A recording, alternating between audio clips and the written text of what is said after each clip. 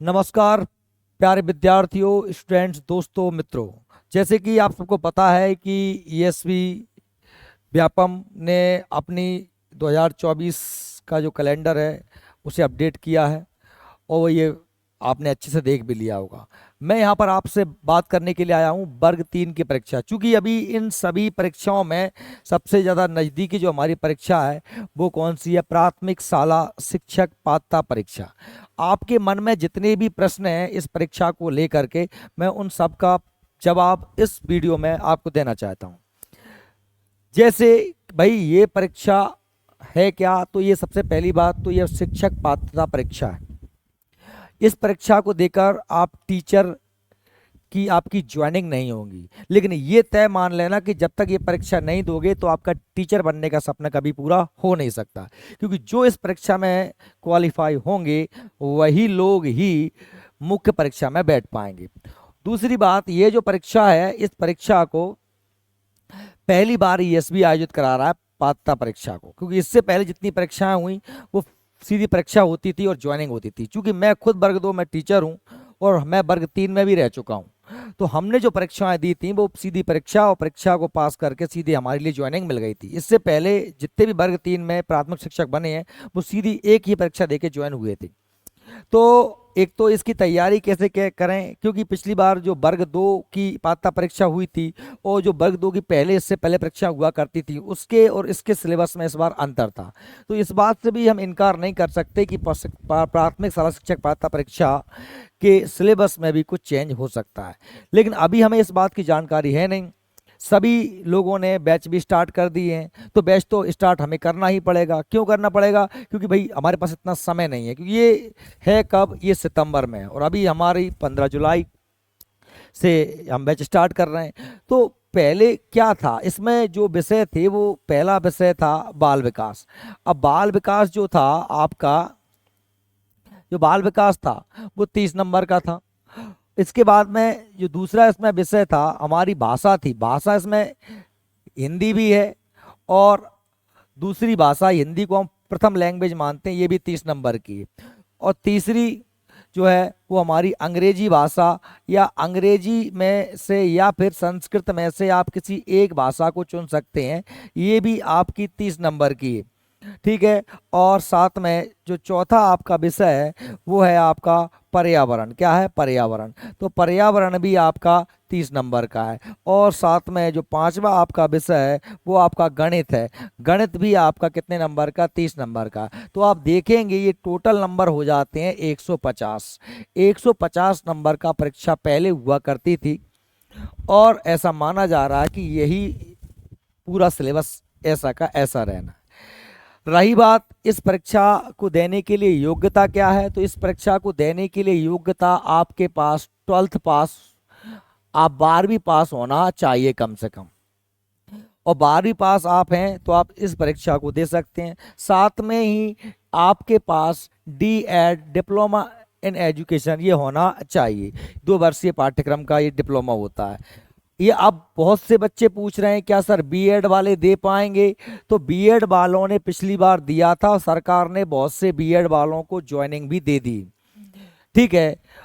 मैं ये कह रहा हूं कि आपके पास डीएड भी ना हो, आपके पास बीएड भी ना हो, केवल 12th पास है तो भी आप दे पाएंगे, क्योंकि यह केवल पात्रता परीक्षा है। इसके बाद जब मुख्य परीक्षा होगी उससे पहले आपके पास डीएड होना चाहिए, तो आप तब तक कर ही लेंगे। जिसने भी 12th पास कर लिया है वो सभी लोग तैयारी कर सकते हैं। बीएड वालों के साथ मैं इसलिए मना कर रहा हूं कि बीएड वालों, अकेले बीएड के दम पर आप ये परीक्षा नहीं दे सकते, क्योंकि सुप्रीम कोर्ट का ये निर्णय आया था। इसके बाद से बीएड वालों को जो है अब ये परीक्षा वर्ग 3 की परीक्षा में नहीं बैठने दिया जाएगा, ऐसा निर्णय था। अब सरकार कोई बीच का रास्ता निकाल ले तो अभी कहा नहीं जा सकता। मतलब अभी तक तो ये है कि बीएड वाले नहीं दे सकते। दूसरी बात क्या है कि भाई 150 नंबर का पेपर होने वाला है, समय हमारे पास कम है, 5 सब्जेक्ट हैं, तो इसका हमें एक लंबा टाइम भी रखना पड़ेगा। अभी सोमवार को शाम 6 बजे से मैं बैच स्टार्ट करने वाला हूं। शाम 6 बजे से 7 बजे तक केवल 1 घंटे ही पढ़ाऊंगा। एक समय स्टार्ट करूंगा और वो सब्जेक्ट हम स्टार्ट करेंगे जिसमें बच्चों को सबसे ज़्यादा समस्या होती है, वो होता है बाल विकास। अब कुछ स्टूडेंट जो हैं अपने आप में होशियार बन रहे होंगे, तो उन्हें मैं बता दूं कि जो सोच रहे हैं कि चलो पात्रता परीक्षा हल्के में ले लें और हम निकाल ही लेंगे, मान लीजिए मैं तो कहता हूं कि आप होशियार हैं, आप इंटेलिजेंट हैं, आप पढ़कर भी, क्योंकि पात्रता परीक्षा से मतलब ये है कि आपको परीक्षा को कम से कम क्वालिफाई करना पड़ेगा। अगर आप जनरल में हैं तो आपको 90 नंबर 150 में से लाना पड़ेगा, और आप यदि SC ST OBC में हैं तो आपको 75 नंबर लेके आना पड़ेगा, क्योंकि जनरल वालों के लिए 60% जरूरी होता है और SC ST OBC वालों के लिए 50% जरूरी होता है। चलिए आप ले भी आए, तो आप अभी जो तैयारी कर लेंगे, ये तैयारी आपको मुख्य परीक्षा में भी तो काम आएगी। अगर अभी आपने अच्छे से पढ़ लिया, अभी से अच्छे मन लगा के पढ़ लिया, तो आपको मुख्य परीक्षा में दिक्कत नहीं आएगी, वहां आप ज्यादा से ज्यादा स्कोर कर पाओगे। और सीधी सी बात है, मुख्य परीक्षा में जिसके जितने ज्यादा स्कोर होगा उसको ही उतने जो है अपने मन माफक क्षेत्र में उसकी ज्वाइनिंग मिल जाएगी। चलिए मैं कहता हूं आप नहीं पढ़ रहे हैं, आप अभी से तैयारी नहीं कर रहे हैं और आप अभी क्वालिफाई कर भी जाते हैं और जब मुख्य परीक्षा में आते हैं तो आपके नंबर आ जाते हैं 105, और 105 नंबर में आपको जिला मिलेगा न जाने कहाँ। अशोकनगर के आप हो तो आप छिंदवाड़ा बालाघाट जाके फिक जाओ, और आप बालाघाट छिंदवाड़ा फिक के एक टीचर की जॉब करते हो, तो जो लोग घर से बाहर रह के नौकरियां कर चुके हैं उनसे पूछना। टीचर की नौकरी तभी बहुत बेहतर है जब आपको आपके क्षेत्र के आसपास ही मिल जाए, क्योंकि आप अपने घर के आसपास रहेंगे, आप स्कूल जा सकेंगे, आप अपने, क्योंकि टीचिंग के साथ साथ आप अपने सामाजिक क्षेत्र को, आप अन्य कामों को भी देख सकते हैं। इसलिए जब आप मेहनत करोगे, ज़्यादा से ज़्यादा नंबर लेके आओगे, तभी आपको आपके आसपास की क्षेत्र की जो है टीचिंग की नौकरी मिल पाएगी। ठीक है। और अगर आपके दिमाग में इस परीक्षा को लेकर कोई और संशय है तो आप मेरे से बिल्कुल कमेंट में पूछ लें, मैं बिल्कुल आपको जवाब दूंगा। मुख्य चीजें यही थी कि 12th पास हैं सभी लोग दे सकते हैं, D.Ed B.Ed आपके पास ना भी हो तो भी आप इसको दे सकते हैं, क्योंकि ये केवल पात्रता परीक्षा है। इसके बाद मुख्य परीक्षा होगी, तो आप तब तक आप D.Ed आपका हो जाएगा। जिनके पास D.Ed है और जिन्होंने पात्र वो तो अनिवार्य रूप से दें। साथ ही जिन लोगों ने पहले वर्ग 3 क्वालिफाई किया हुआ है उनके लिए अलग से देने की आवश्यकता नहीं है, उनका वही क्वालिफाई मान लिया जाएगा। तो हम सोमवार को शाम 6 बजे से ऑफलाइन बैच इसका स्टार्ट कर रहे हैं, और वो क्लास मैं रिकॉर्डेड भी रखूँगा, और सोमवार या मंगलवार से ही हम इसका बैच बना रहे हैं। चूँकि 5 सब्जेक्ट हैं और ऑनलाइन ऑफलाइन में इसकी फ़ीस कम से कम 1,000 रुपये पर सब्जेक्ट रखूँगा तो भी 5,000 रुपये होती है, तो मैंने 5,000 इसकी ऑफलाइन फ़ीस करी है। ऑनलाइन कुछ कम कर देंगे, है ना। ऑनलाइन कम से कम 2,500 रुपये से कम में हम फीस नहीं रखेंगे, क्योंकि अब आप अगर मेरी तुलना अन्य कोचिंग क्लासों से कर रहे हो, तो जिन लोगों ने जो कांस्टेबल या इन में के लिए स्पेशलिस्ट हैं, जो खुद ही कभी टीचिंग लाइन से उनको कोई लेना देना नहीं है, तो मेरे लगभग 250 स्टूडेंट्स वर्ग 1 2 3 को मिला करके अभी वर्तमान में जॉब कर रहे हैं।